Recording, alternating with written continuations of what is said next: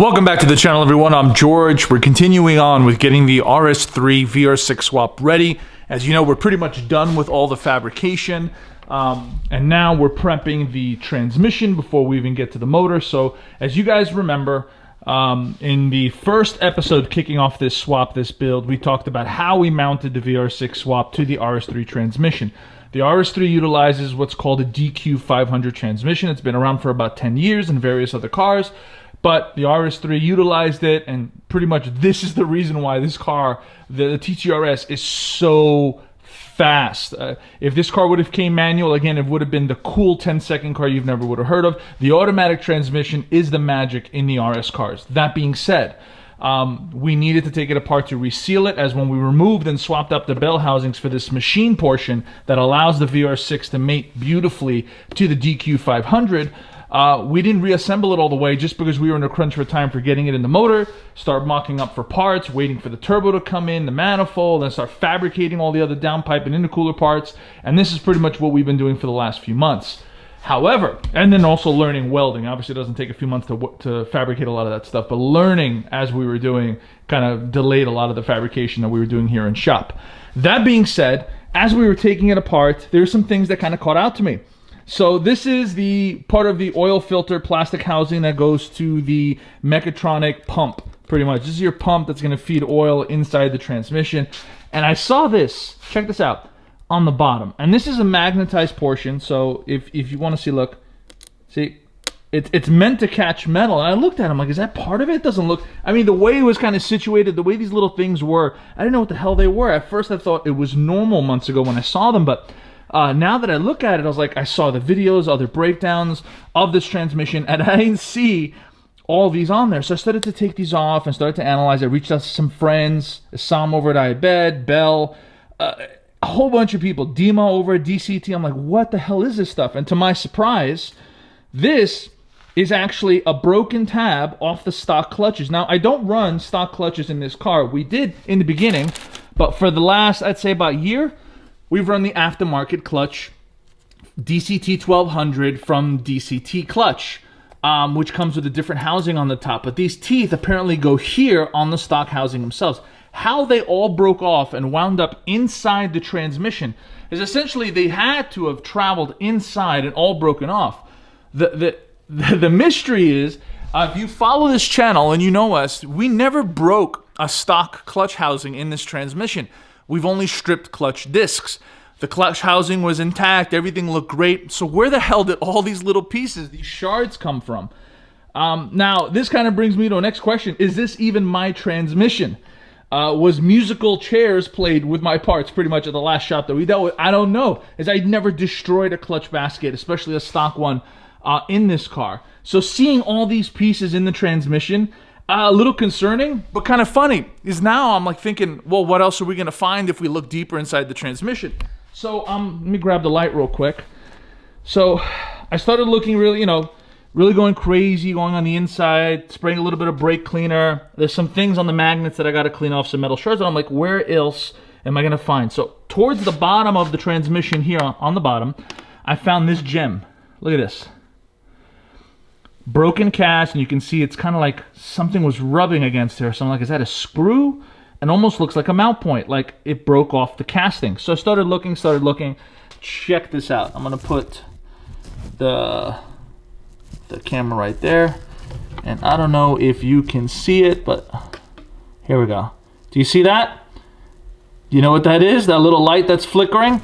That's the inside of the mount hole. So the bolt that goes in, that's part of mounting the transmission, I don't know if too long a bolt was used, but it broke off, and this was found towards the bottom. Now, obviously, this is an aluminum, so it's not magnet. The magnet wouldn't have caught this. So this has just been sitting at the bottom of transmission for God knows how long. We used the same hardware that was on it when we removed it, so every time I mocked up the transmission inside the engine bay, pretty much used the same hardware that they were using with the 5-cylinder. So I don't know what happened there, but just funny is now we're really deep diving and getting more involved with these cars and learning. Now I find out that my transmission casing is cracked or damaged, and I had a whole bunch of metal shards just hanging out, floating around in there from a clutch basket I never broke. That being said, luckily the magnet caught all the shards. There's nothing else left in the transmission. I am going to be repairing that little section on the inside with a little bit of weld. So we'll get that all kind of patched up, and that'll be great. But my primary concern now, aside from this pump, mating and assembling this transmission properly. Luckily, some friends of ours have sent over some guides that they found. The Unitronic chat that I'm part of, a couple of the guys have uploaded some PDFs that are really useful, so thanks, guys.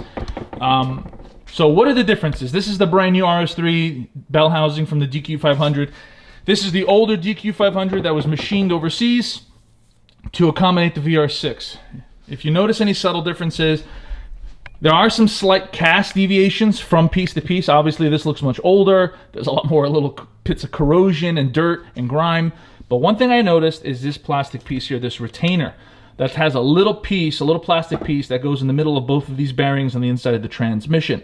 Now, unfortunately, this little tab, okay, and this, bear with me here, I'm going to try to show it, doesn't exist here. It looks like Audi machined it off as they installed this plastic piece. Now, I don't know what version of this is on the older DQ500, but I'd like to use whatever Audi designed and engineered into this older DQ500 housing. So what I'm going to have to do real quick is I'm going to grind and pretty much machine off this lip and make it smooth. So it's going to accommodate this piece. Now, the top of it lines up right there with that bolt hole, but the bottom, no bolt hole exists there. So we're going to have to tap and drill that and make sure that we're perfect. So this way, when it does sit inside, it will sit inside that bearing perfectly, and that'll be the last piece that we're basically converting. Now, is this required? No. You guys can send these off to have machined, and I can have this machined perfectly to fit the RS3, and then I don't have to, you know, do anything custom. But the DQ500 bell housing that was machined that I purchased was at a great price. It came from a friend, again, Assam, over at iBet Industries, facilitated this purchase. So I was able to get this for a decent deal, and I heard this was the last one the gentleman Andreas was making. So it's an older DQ500 casing, bell housing, and that's the only difference between the two that I could find. Everything else geometrically has been perfect, has been the same. There's no damage. This is just dirty. So I have a little bit of wire wheeling and scrubbing to do on this bell housing when it comes time for final assembly with the built motor, and we want to make it look pretty. But right now, just to get the technology transferred over, this little piece of plastic, I'm just going to grind this down, tap that hole, set it in place, and then we're going to mate this transmission, the top of that bell housing, with the bottom of this transmission, and do a little bit of patchwork on the inside of that mount hole before we even throw that on as well. So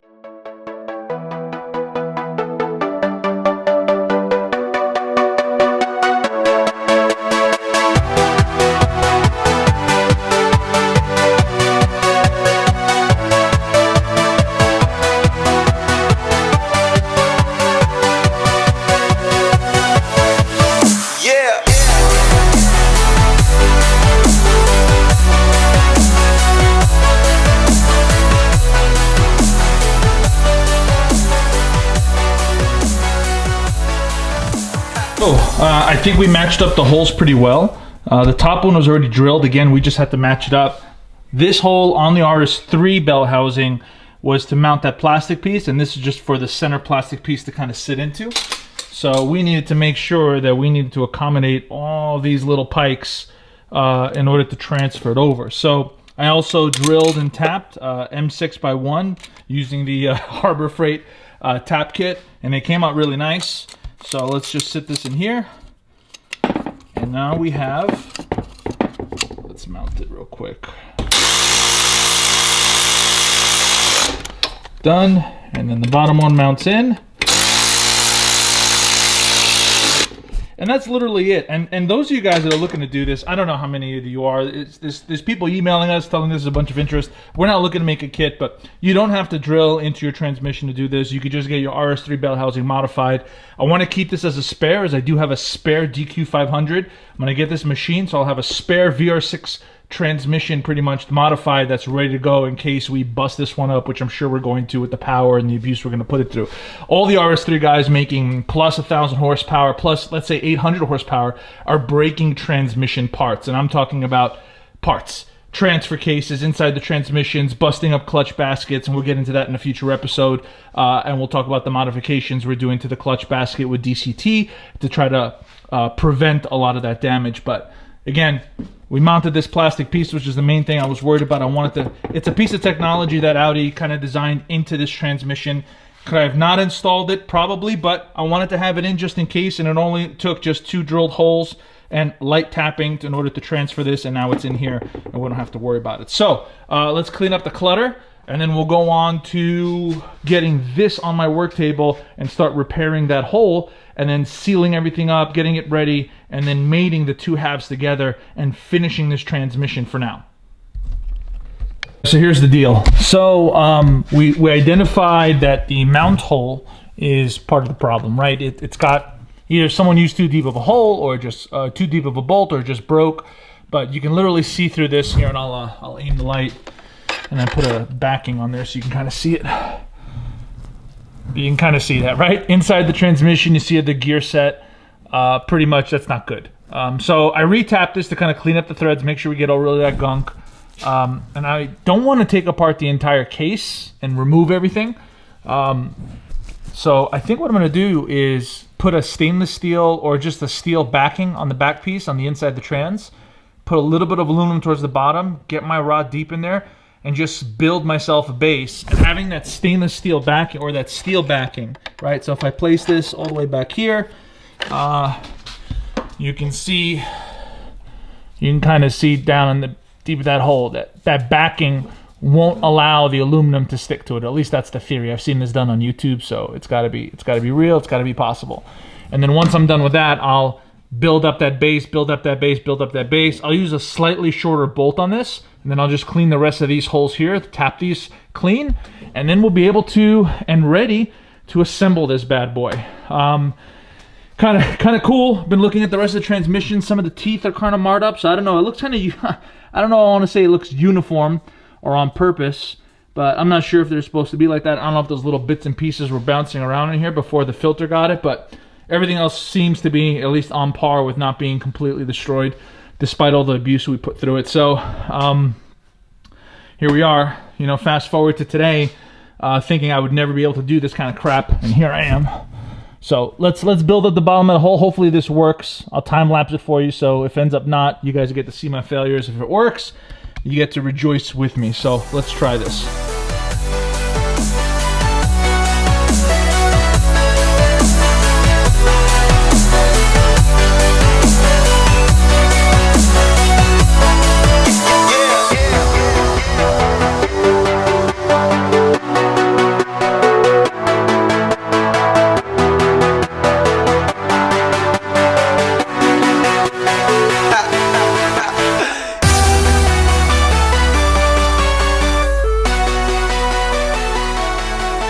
Got the hole cleaned up, repaired, tapped all the holes too, so this way all the threads are nice and fresh.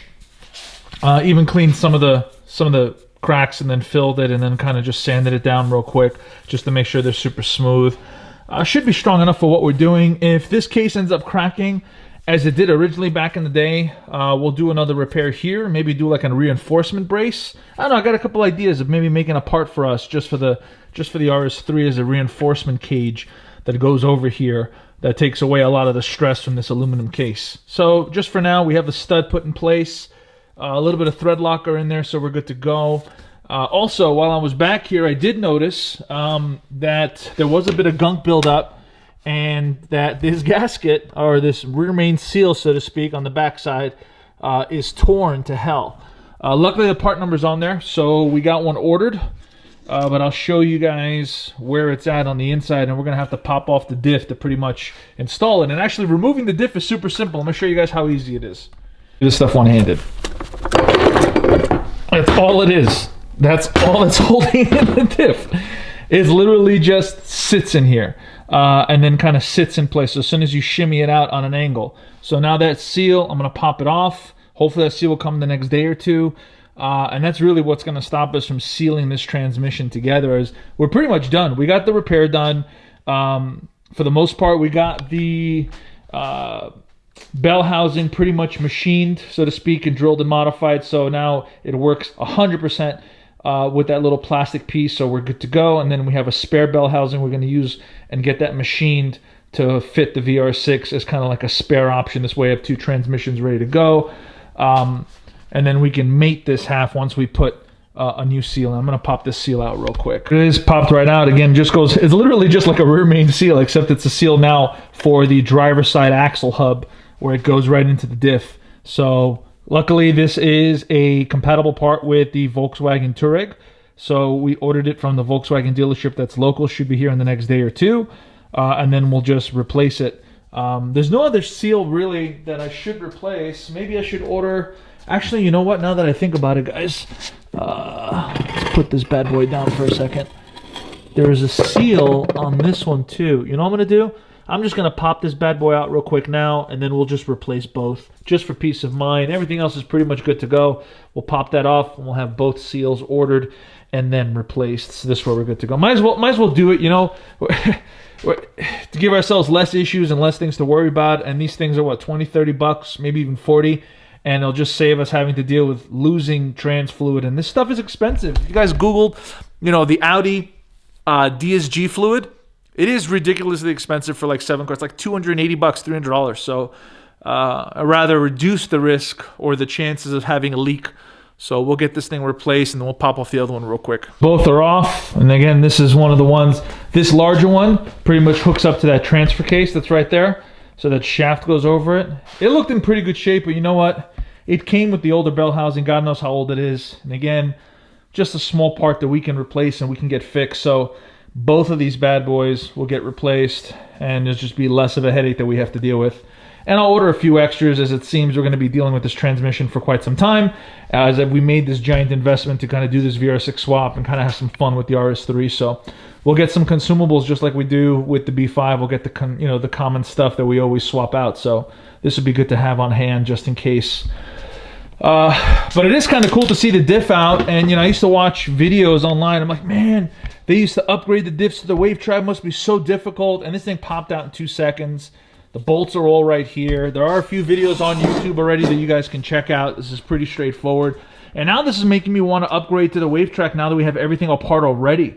So put in the comments below, should I upgrade this to the wave track? Should I do a wave track, kind of kit on this? Meanwhile, since I'm already in the transmission, or should I go as far as I can with the stock diff and have some fun and then upgrade to the wave track? I'm not sure. Put in the comments below. I never did a wave track. I never worked on the transmission before. In fact, I just messaged Stav and be like, man, why was I so afraid of all this stuff? And this is exactly what he messaged me. Look at this screenshot. I'm going to blur out. But he basically called me a pussy. And it's true. I was afraid of all this stuff. Petrified. I thought this was all rocket science. And it's all just so straightforward and easy. So if anyone is hesitant on taking this dive in and learning this stuff, please do yourself a favor and tinker as much as you can and learn all this stuff, because it is absolutely fascinating to kind of mess with this stuff and learn it and take it apart and maybe make it better. So I think I'm going to wrap up this episode here, guys. I'm kind of stuck. I thought I was going to be able to mate this transmission and the bell housing together, but I didn't realize those 2 seals were blown out. So we'll get those 2 seals on order. One's already on order. We'll get the other one on. We'll order it and hopefully have it installed by Monday or Tuesday. Today it's Friday at 7 p.m. So it is the 12th. So I'm going to post this video out for Saturday morning so you guys get an update on what's going on. But put in the comments below, have I done something wrong so far? Is there something I could have done better? Give me a heads up for those of you guys that may be DQ500 or Audi transmission gurus. Let me know what you guys think. Is there anything that I'm doing wrong? We are going to flush out the transmission just to make sure anything that was grinded on the bell housing doesn't get in there. We're going to flush everything completely out, clean it, make sure we wipe down all the surfaces, make sure we're legit before we put anything back. And then, of course, we got the spare DQ500 VR6 flywheel. This is the 10-bolt. Thank you. Oh, I want to get this little shout out. So thank you to Assam at iBet Industries. He basically did me a solid and shipped over a spare VR6 flywheel that he had in Canada over to Dima in the Ukraine, along with a clutch pack, so we can get that upgraded to the 1300 kit and get the centerpiece made for, because these things break apparently. So the factory flywheel comes with these plates, and they don't hold up to the test of time. In fact, some stage 2 cars are breaking these. So what people do, including Demon, I'll put a screenshot. He did a center upgrade for the 5-cylinder version of this flywheel, and it seems to be holding up really well in a lot of powerful cars that are out there, and plus DCT are the experts when it comes to the clutch and flywheel stuff. So DEMA is going to be making us a center upgrade billet piece to replace all these plates, so we have a nice solid option for all the racing we're going to do. So in the meantime, we're going to rock this stock DQ500 VR6 flywheel. We have the DCT 1200 kit that came off the 5-cylinder setup. We're going to be using that as well. And then hopefully in the next few weeks, that center upgrade is going to come in along with the 1300 kit, which is going to be a much beefier stack clutch, also with a reinforced basket, to allow us to have a little bit more power and a little bit more torque without worrying about that basket coming apart. So a lot of things coming in place. So you know what I'm going to do? Since this video is pretty much a wash on putting this transmission together, part 2 will be us getting the motor together. We pretty much have everything ready to go for the 3.2 liter VR6 to just get it ready to fire up, in terms of prepping it with gaskets, taking off the timing covers, resealing it. So part 2 coming up in the next couple days will have us prepping the motor, and then part 3 will be wrapping up the transmission, getting the seals on there, mating it together, letting you guys know what's included in mating this together, and all the little small side components, including the mechatronic, which again we're going to get into as we get into the reassembly of this transmission. All right, guys, without further ado, I appreciate you guys coming along again with this journey. The support, the views on the last video were amazing, the likes. So if you haven't liked this video already, hit that like button, and if you really like our stuff and you want to come back and see us a little bit more, hit that bell notification, and don't forget to subscribe, because I'm telling you now, this is just the beginning. Us tinkering with the stuff, building this stuff, getting this RS3 ready. And the next few weeks, we're going to hear this thing fire up for the first time. I'm beyond excited. So I'm George. This is Malaka Motorsports. That's Cleo. Yep. She's hungry, she's tired, and she wants to get done with this video. So guys, I'll catch you guys on the next episode. Thank you again for watching.